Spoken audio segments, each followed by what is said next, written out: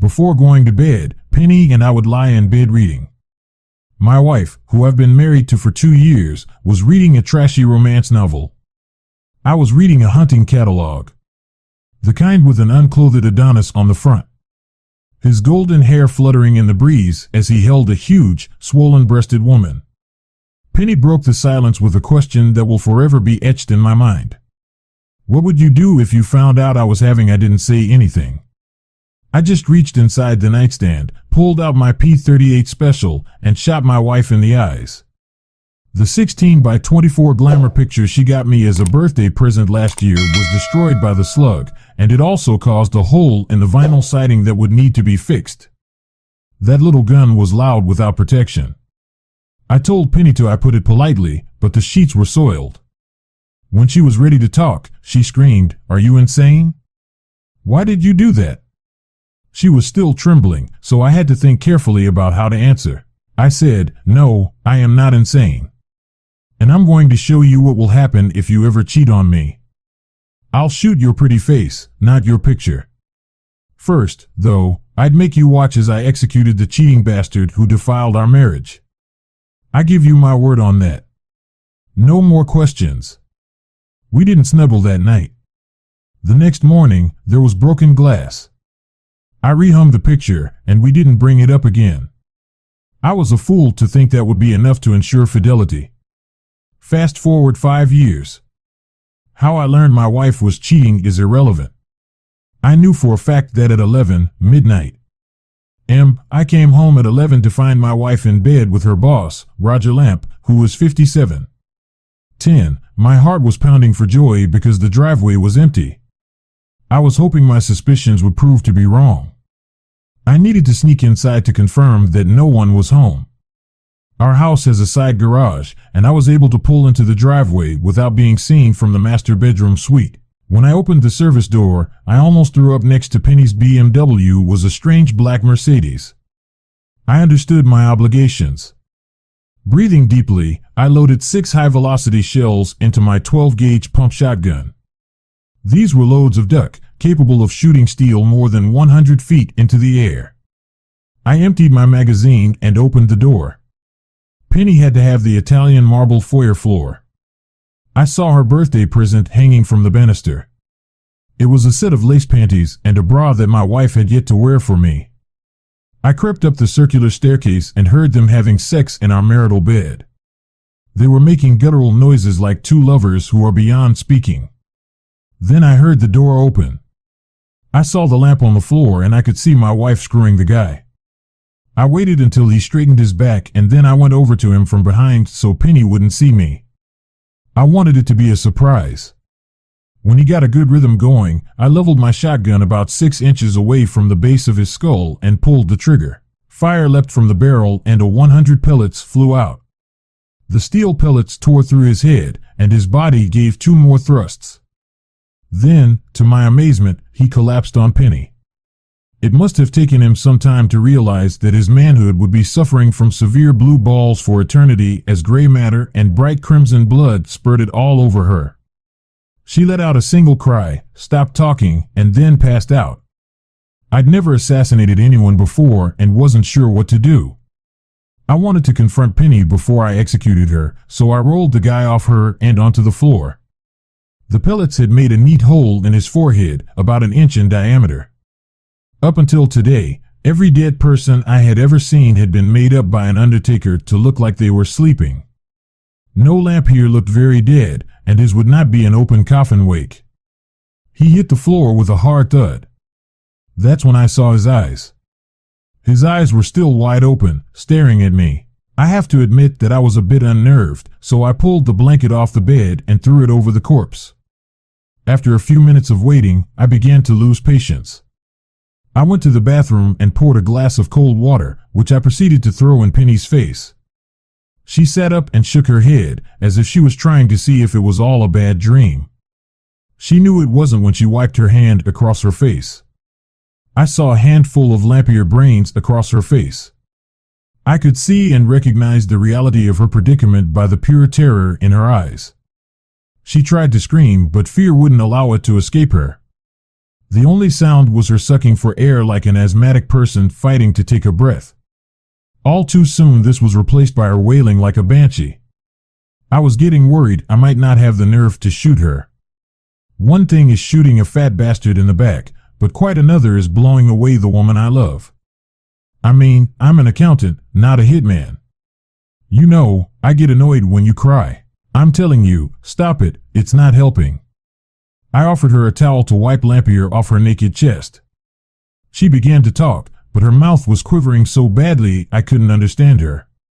I told her to calm down and take a deep breath because after a couple of minutes, I could finally make out what she was saying. She asked if I remembered what I'd said if she had an affair. She nodded slowly.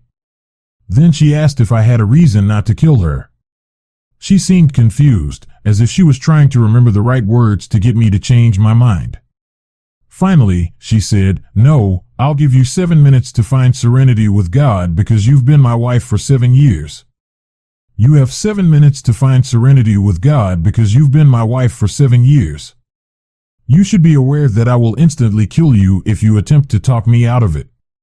Looking at my watch, I saw that I'd assumed Penny was praying as I could see her lips moving. Then she closed her eyes and let out a pitiful moan. 5 minutes later, she was silent.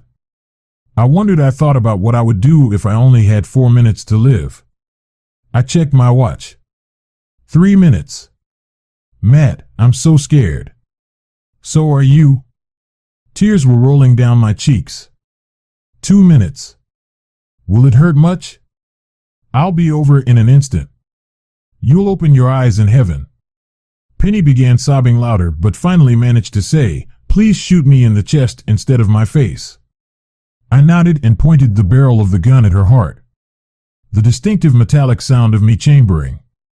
The sound of the 12 gauge echoing through the room was like a gunshot. "I love you. I love you too." I pulled the trigger and took my wife's life. The shotgun blew a hole in her chest as big as the hole she left in my heart. I sat down next to her and cried for at least an hour. Then I got out a legal pad and began writing my confession. I started by telling the story of the hole in the picture and ended with, "I am a man of my word." I kept my promise to my wife. I knew I only had enough food for a cup of coffee for the day when my stomach began to growl. I figured I would be lucky to have something to eat before tomorrow morning. Then I thought, why not call the police?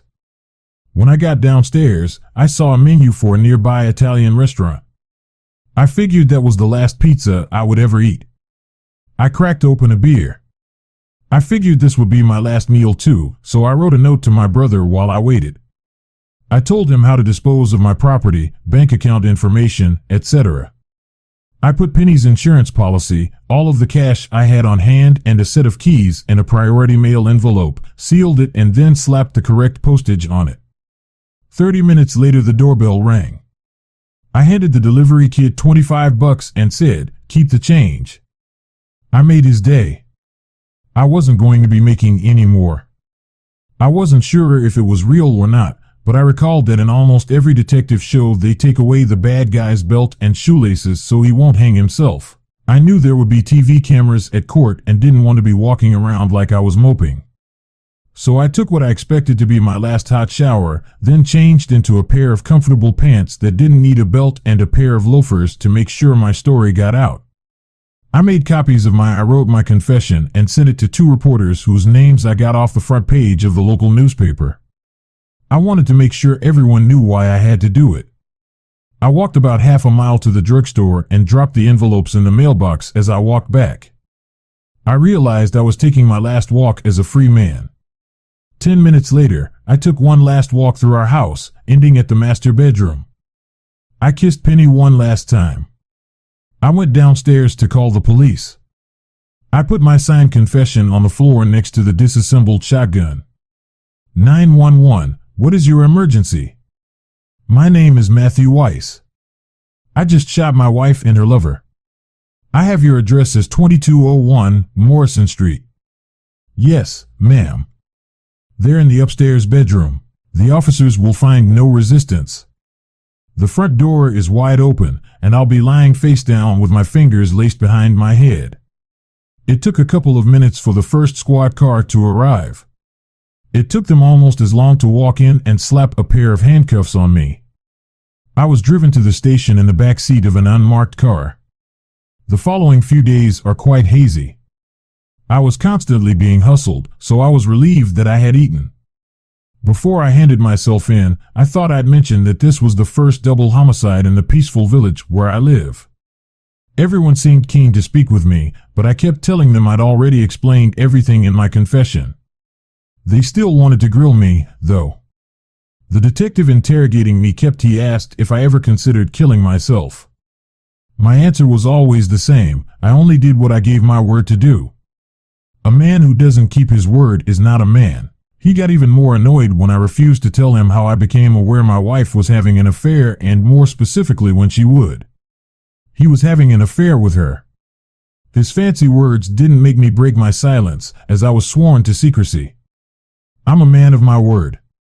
I couldn't tell how much time had passed because the room had no window or clock, just a metal table to which I was handcuffed and 2 chairs. I figured it was early evening when a state police investigator took over the questioning. He seemed like a nice enough guy. He even offered me a cup of coffee, but it tasted awful. I told him my story again, and he thanked me for my time and said he'd be back when it was time for me to go to court next. Then I was examined. I was asked by a psychiatrist if I felt remorse. I said no, I felt betrayed. I was betrayed by the woman who promised in front of God and man to forsake all others. I added that I had to do what I did or I would not be a man. He wasn't happy with my answers. We had a verbal back and forth. We went back and forth over my morals and ethics for about 2 hours before he said he had what he needed. I was shackled and led back to my cell to wait for my next inquisitor. The next morning, I was brought before a judge for arraignment after the indictment was read. The judge asked me how I pleaded guilty. My court-appointed attorney, who looked like he just graduated from law school, shouted, "No, Your Honor. My client doesn't." He was referring to the crime of passion, and he was pleading temporary insanity. I protested just as vigorously that I was not insane and knew what I was doing. I yelled, "Your Honor, can I please speak?" A loud roar came forth. From the crowd, I heard people shouting, "Let the murderer speak." Some people were even suggesting ways I should be put to death. One man in a bad suit pushed his way forward. Thompson from the Times asked, "Did you get your confession in the mail?" I replied, "Yes, my confession is real." A couple of Burley the sheriff's deputies quickly led me out of the courtroom. I never did find out what the judge's answer was. I ended up spending another lovely evening in the Gay Bar Hotel, complete with a room service meal after a dinner of a bologna sandwich, potato chips, and green beans. I sat in my bunk and stared at the wall until lights out. Matthew Weiss had a terrible experience that evening. He woke up unable to move. He thought he was dreaming but couldn't wake up. He started to feel anxious, even though the rest of his body was cool. He could feel his pillow was soaked in sweat. He tried to speak but couldn't. He was limited to merely when the jailer came in the morning to count prisoners. Matthew Weiss blinked his eyes. When the jailer ordered Weiss to get out of bed, he didn't. The jailer called for backup before unlocking the cell. It didn't take them long to determine that Matthew Weiss wasn't faking it. A paramedic showed up and carried him till he was taken to the county hospital in an ambulance with his right wrist handcuffed to the gurney. When he came to, he was in a bed with a web of wires and tubes hooked up to him. He overheard someone explaining that he had suffered a massive stroke, but it looked like he would live for 6 months. He was able to move his left arm enough to feed himself, but he never spoke again. The county doesn't have a lot of money on physical rehabilitation for people who have confessed to murder, so Matthew Weiss spent the rest of his life sitting in a wheelchair, staring at the wall. Some days, the minimum wage intern would turn on the TV, but I didn't matter to him because he lived in his mind, reliving his marriage, fast-forwarding through the bad times and dwelling on the good. He also had great philosophical debates about his final judgment. He was convinced he would be reunited with his wife. 10 years later, the angel of death collected the soul of Matthew Weiss, and he died. With a smile on her face, which was the first anyone could recall seeing, she also smiled when a reporter called to inform Mrs. Lampier that her husband's killer had passed away. She died with her secret, which is why she smiled. Nobody would ever discover that she was the one who took the phone call that forced Matthew to. Do you think he lived up to his promise? What's your opinion about OP? Thanks for joining us in our stories where revenge is served hot. Please consider subscribing to our channel to ensure your next chef remains loyal. Tune in for the next one to get your revenge appetite fulfilled. If you're below 18, hold on, it's not for the faint-hearted. I'm feeling pretty hardened at the moment.